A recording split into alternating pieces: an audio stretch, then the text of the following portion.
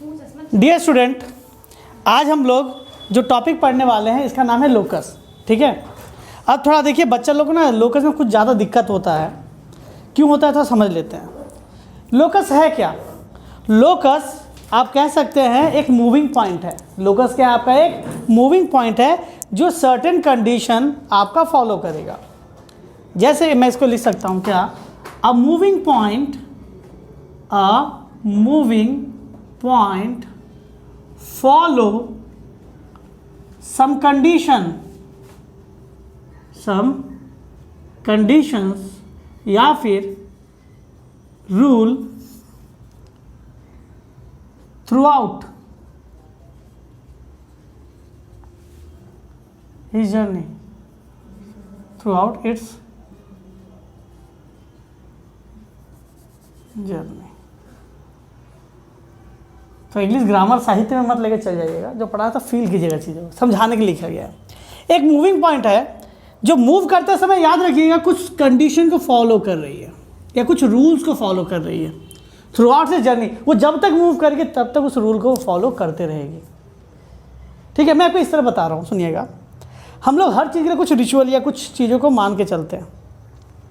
ठीक है, तो उसका क्या होगा, आउटकम हमेशा वही आएगा। मैं एग्जाम्पल के तौर पर बात करता हूँ, तो इस तरह समझिएगा, अगर मैं एक पॉइंट को इस तरह मूव करूं, अगर मैं किसी एक पॉइंट को इस तरह मूव करूं कि वो अपना डायरेक्शन कभी चेंज ना करे और रुके भी ना, तो क्या होगा? अगर एक पॉइंट इस तरह मूव हो रहा है कि उसका डायरेक्शन चेंज कभी नहीं होगा और रुकेगा भी नहीं, इसका मतलब वो लाइन हमेशा कैसे जाएगी? स्ट्रेट लाइन के थ्रू इस तरह आगे की ओर बढ़ते रहिए। ध्यान से देखिए, ये हर पॉइंट पे आप देखो, इस पॉइंट को मैं अगर पॉइंट ए मान लूँ, इसे मैं मानूँ बी, इसको मैं मानूँ सी, इसको मैं मानूँ डी। अगर मैं ए पे जाके चेक करता हूँ तो ये भी इधर जा रहा था, बी पे जाके चेक कर रहा हूँ तब भी इधर जा रहा था, सी की तरफ तब भी वो एक ही डायरेक्शन में था, डी की तरफ भी वो एक डायरेक्शन में था। अब कहेंगे सर ये तो ऐसा भी हो सकता है, लेकिन बात सुनिए, आप ऐसा हो रहा है तो भी तो वो एक ही डायरेक्शन में फॉलो कर रहा है ना।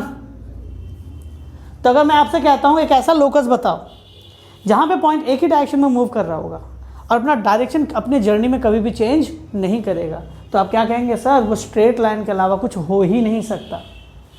समझा पाए? अब इसका मतलब ये नहीं कि सारे लोकस सेम होंगे।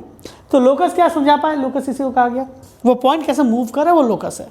अब बात सुनिए, बहुत जगह पे इसी को कहा जाता है लोकाई नहीं, लोसाई, LOSAI। बुक में तो फिलहाल यही लिखा हुआ, LOSAI, लोसाई। अब देख लीजिएगा, अब आप लोग इसको जो प्यार से जो बोलना चाहो बोल दो। ठीक है, प्लूरल पार्ट हो गया, सिंगुलर पार्ट हो गया। अब कहेंगे सर लोकस क्या कुछ और हो सकता है? अब बात सुनिए, अब आपसे कह रहा हूँ एक पॉइंट ऐसे मूव कर रहा है, एक पॉइंट ऐसे मूव कर रहा है जो किसी एक परफेक्ट पॉइंट से इक्वी डिस्टेंस है। यानी मैं कह सकता हूँ ये मेरा फिक्स पॉइंट है, इस पॉइंट के अराउंड कोई एक और पॉइंट ले लेते जो मूविंग पॉइंट होगा। ये फिक्स पॉइंट है, ये क्या है? मेरा फिक्स्ड पॉइंट है। हो सकता है मैं अभी समझा, आपको कुछ भी ना समझ आए, जब तक सवाल नहीं कीजिएगा समझ कुछ नहीं आएगा। तो फील कीजिएगा चीज़ों को। अगर मैं आपको 100% समझा रहा हूँ, अगर आप यहाँ पे 20% भी समझ रहे हैं तो मोर देन इनफ आप समझ रहे हैं। ठीक है, अब मैंने क्या कहा, एक फिक्स पॉइंट है, ये मेरा मूविंग पॉइंट है। लेकिन मैंने क्या कहा, एक पॉइंट पर इस तरह मूव कराओ कि वो थ्रू आउट इस जर्नी वैसे इक्वी डिस्टेंस रहे। अब आगे जैसे लेके चल जाएंगे इसका आंसर डिस्टेंस तो बढ़ गया, तो दूर नहीं आ सकता, सामने नहीं ला सकते, क्योंकि जैसे सामने लाएंगे तो इस पॉइंट का डिस्टेंस क्या होगा? सामने आ जाएगा, क्लोज आ जाएगा। लेकिन मुझे कहा गया कि सर यहाँ से लेके इस जगह तक की जो दूरी है बराबर हो। आप इमेजिन करो, आप एक कील लो या नील जिसको कहते हैं, प्रेक जिसे कहते हैं, उसको लो, उसको कहीं पर गाड़ दो, बोर्ड पे नहीं, जमीन पर कहीं गाड़ दो। आप उस पर एक धागा बांधो ना, स्ट्रिंग, और यहाँ पे कुछ चीज़ें, एक पेंसिल या कुछ और चीज़ फंसा दो। अब उसको खींच लो स्ट्रेच, अब वो आगे नहीं जा पाएगा, अब सामने भी नहीं लाना है, अब उसको बढ़ाओ। तो जब उसको बढ़ाओगे तो ध्यान से देखना, वो सर्कल के अलावा कुछ और नहीं बनाएगा। तो वो किसका लोकस है? यहाँ पे जो आपका मूविंग पॉइंट है वो किसका लोकस बना रहा है? सर्कल का बना रहा है। समझा पाए? तो आप अब बताइए, पहले वाला भी तो लोकस था, दूसरा वाला भी लोकस है। कहेंगे सर पहले वाले के लिए रूल्स अलग थे, इस वाले के लिए रूल्स अलग है। क्लियर है या डाउट है? हाँ या ना?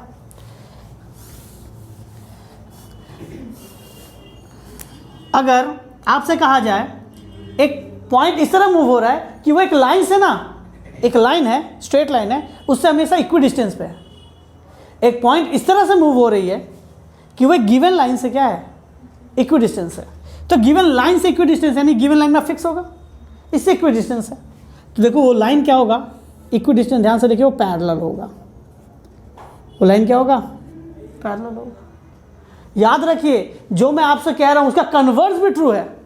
कन्वर्स ट्रू है मतलब जिस तरह आप ए से बी की तरफ जाते हैं ना, आप बी से ए की तरफ भी वैसे आ सकते हैं। कहने का मतलब मैंने भी आपसे क्या कहा, एक अगर मेरे पास फिक्स्ड लाइन है तो इसके अबव मैंने क्या कहा, या अबव या बिलो कहीं पर भी एक मूविंग पॉइंट है जो उससे बराबर दूरी पे रहती है तो पैरेलल होगी। कन्वर्स क्या होगा, पैरेलल लाइन में क्या होगा, एक दूसरा एक मतलब दोनों लाइन हमेशा इक्वी डिस्टेंस पे होती है, एक से कन्वर्स हो गया। कन्वर्स मतलब इसको उसी को उल्टे तरीके से बताया गया। जैसे आपने एक्टिव वॉइस और पैसिव वॉइस पढ़ा है, तो एक्टिव आपने सब्जेक्ट को बदल दिया इस बार। पहले सब्जेक्ट आपका क्या था कि सर पहले ये फिक्स है, ये आपको एक मूविंग लाइन है, आपको प्रूव करना है पैरेलल है। अब क्या हुआ, अब सब्जेक्ट है पैरेलल है, अब आपको क्या प्रूव करना है कि वो उसके इक्वी डिस्टेंस होगा। समझा पा रहे हैं, ये आपका लोकस है। ये नहीं कि लोकस यहीं पे खत्म हो जाएगा, नहीं, एक और लोकस मैं आपको बताता हूँ। ये वाला जैसे आपसे कहा गया एक मूविंग पॉइंट है, वो इस तरह से मूव कर रहा है कि वो किसी गिवन लाइन के इक्वी डिस्टेंस रहेगा ऑल टाइम, किसी लाइन से इक्वी डिस्टेंस। अब आपको मैं बता दूं डिस्टेंस कैसे मापा जाता है, आपको शायद उसमें डाउट हो गया ना इसमें। ये मेरा मूविंग में इसको दिखा रहा हूँ, डिस्टेंस कैसे मापिएगा। देखिए अगर इस जगह पे कोई लाइन है, मुझे इस पॉइंट से उसकी डिस्टेंस मापनी है, तो डिस्टेंस ऐसे मत मापिएगा, ऐसे नहीं। डिस्टेंस कभी भी मापा जाए तो उसके ऊपर परपेंडिकुलर गिरा दो, ये आपका डिस्टेंस होगा। समझा पाए। तो मूविंग पॉइंट क्या है, एक लाइन के अराउंड मैंने कहना चारों तरफ नहीं, मतलब एक लाइन के साथ मतलब कहीं से इस तरह से मूव कर रहा है कि इक्वी डिस्टेंस होगा। तो बात सुनो, ये जो अगर मैं पॉइंट यहाँ पे है परपेंडिकुलर गिराऊं, ये पॉइंट अगर मैं इस पॉइंट पे है परपेंडिकुलर गिरा, और वो इधर से इधर गया ना, उस लाइन को जोड़ दो, तो ये दोनों लाइन क्या हो गई आपस में, पैरेलल। क्लियर है कि डाउट है। इससे एक और चीज़ पता चला, दो पैरेलल लाइन हमेशा क्या होती है, सेम हाइट पे होती है, डिस्टेंस सेम होता है दो लाइन के बीच में। कन्वर्स हो गया इसका। एक और मैं लोकस के बारे में बात करता हूँ। अगर आपसे कहा गया कि एक लाइन के एंड पे दो पॉइंट्स हैं, एक मैं मान लेता हूँ ए और एक बी, ये फिक्स है। एक मूविंग पॉइंट है, एक क्या है, मूविंग पॉइंट है। वो मूविंग पॉइंट इस तरह से मूव हो रही है कि वो ए और बी से हमेशा इक्वी डिस्टेंस पे है। एक पॉइंट इस तरह से मूव, बात सुनिए मैं क्या कर रहा हूँ, एक पॉइंट इस तरह से मूव हो रही है कि वो हमेशा ए और बी से क्या होगा, इक्वी डिस्टेंस होगी। तो इसका लोकस कैसे क्या होगा, सर अगर वो पॉइंट यहाँ पे होगा तो सर बीच में रहेगा इक्वी डिस्टेंस, यानी यहाँ से जितना दूरी यहाँ से भी उतना दूरी, हाँ या ना। वो पॉइंट अगर इस पॉइंट पे रहेगा तो सर इस जगह से बात सुनिएगा, ये डिस्टेंस जो होगा और ये डिस्टेंस जो होगा इक्वल होगा। मान लीजिए मैं इसको मान लेता हूँ क्या, ये मेरा ओ मान लेता हूँ, मैं इसको पी मान लेता हूँ, तो पी और पी भी बराबर होगा। ये पॉइंट और आगे मैं स्ट्रेट लाइन में मूव कर रहा हूँ इसको,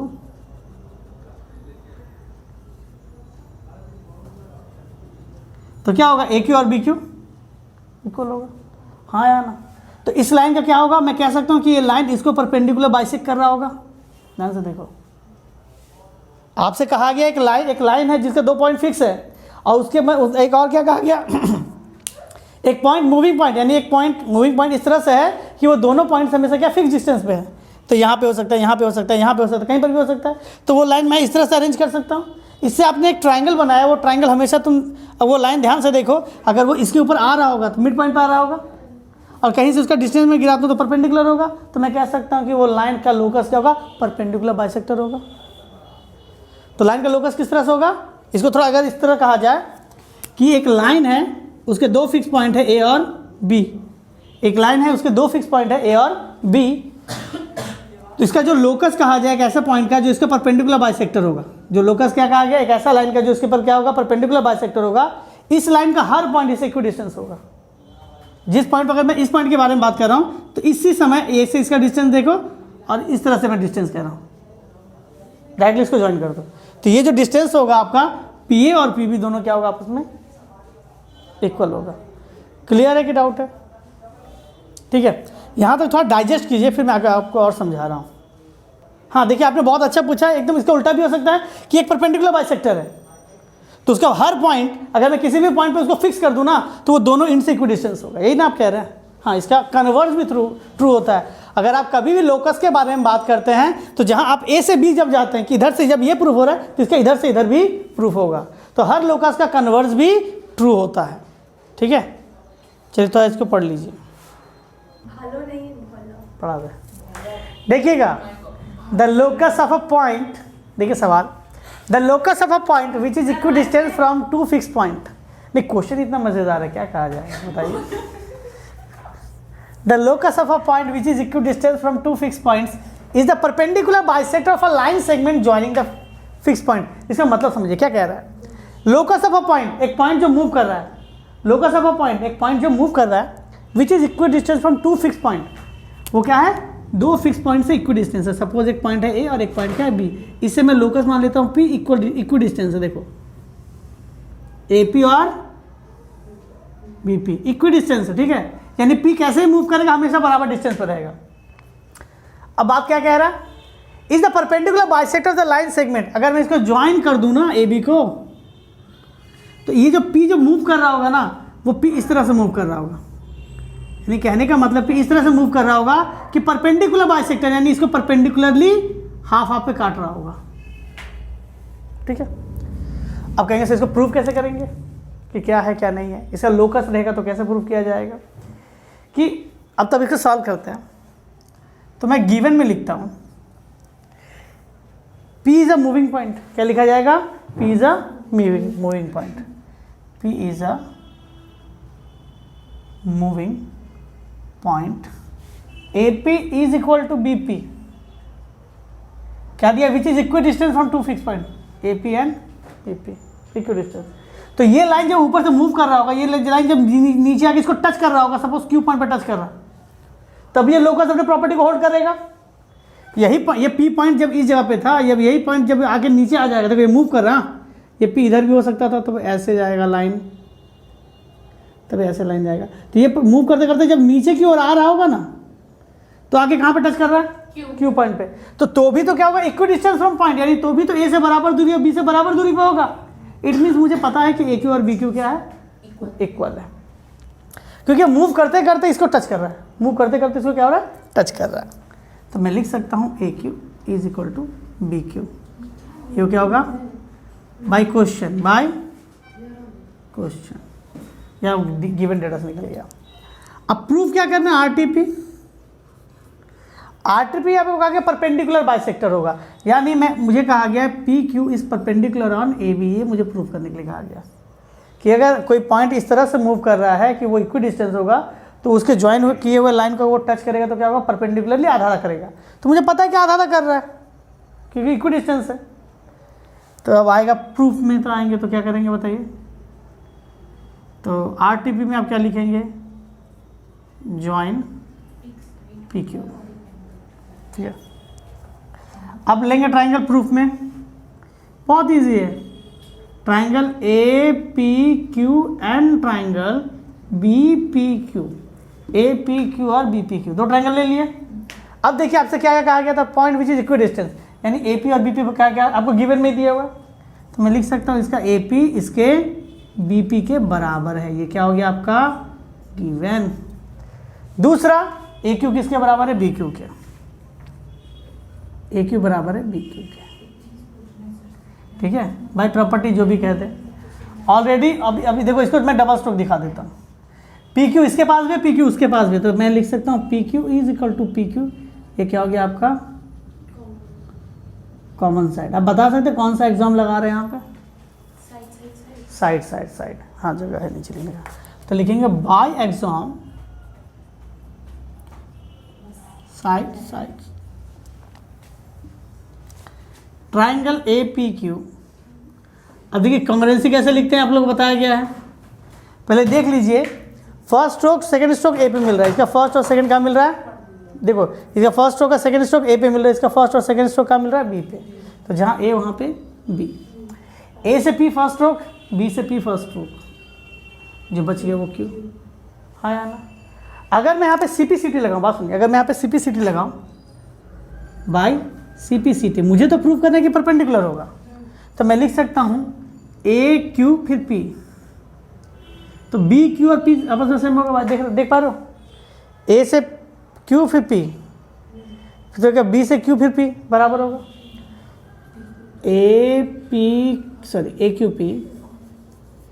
AQP, इसमें जिस पैटर्न से लेके जाइए इसमें वही पैटर्न से लेके जाइएगा, तो क्या हो जाएगा एंगल BQP। हाँ या ना। और हमें क्या पता है यहाँ पे देखिए एंगल AQP किसके बराबर होगा, angle AQB is equal to, यानी ये पूरा एंगल 180 डिग्री है। ये 1 AQB के में जहाँ पे मैं क्या लिख सकता हूँ एंगल, मैं लिख सकता हूँ इसको 180 डिग्री। क्या लिख सकता हूँ, क्योंकि ये लीनियर एंगल या स्ट्रेट, डायरेक्टली लिख देते हैं लीनियर पेयर, लीनियर पेयर। अब AQB को क्या लिखा जा सकता है, AQP प्लस BQP।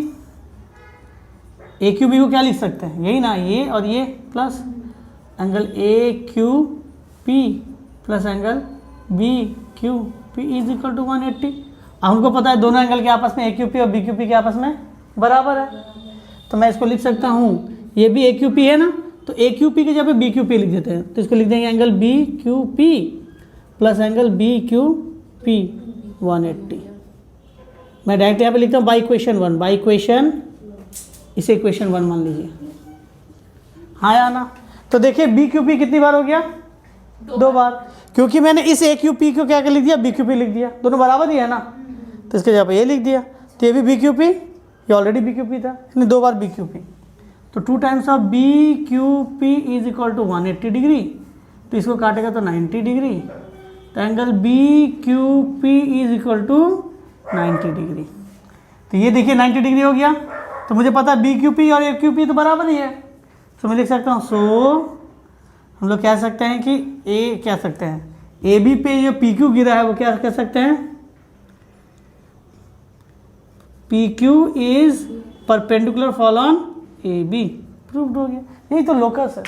आपको देखिए लोकस में पता है कि आपको प्रैक्टिस की जरूरत पड़ेगी, आप जितना ज़्यादा सवाल को प्रैक्टिस कीजिएगा ना, उतना ज़्यादा करके आप लोकस समझिएगा।